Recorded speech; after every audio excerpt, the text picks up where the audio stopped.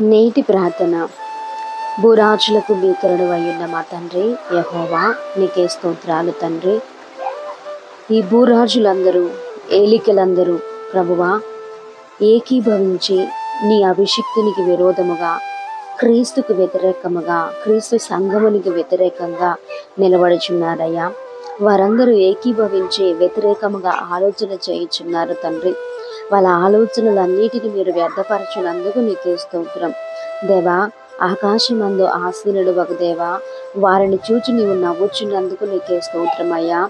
వాళ్ళ బల గర్వాన్ని బట్టి, అధికార గర్వాన్ని బట్టి అయ్యా హెచ్చించుకుంటున్నారు తండ్రి. వారిని నీవు చూచి అపహసిస్తున్నందుకు నీకే స్తోత్రమయ్యా.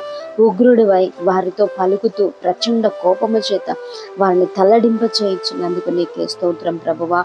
నీ బిడలమైన మమ్మల్ని జ్ఞాపకం చేసుకొని నీ సంఘము పక్షాన, క్రీస్తు పక్షాన, మా పక్షమున గొప్ప కార్యములు జరిగించి నీతి న్యాయములు నదివలే మా దేశములో ప్రవహింప చేయమని ప్రతి ఒక్క అధికార గర్విష్ఠులను దేవా, నెబుకద్నెజరును గడ్డి మేపించిన దేవా, అధికారులు గడ్డి మేపించి నీతి న్యాయము మా రాజ్యములో స్థిరపరచమని యేసు నామములో అడుగుచున్నాం మా పరమ తండ్రి.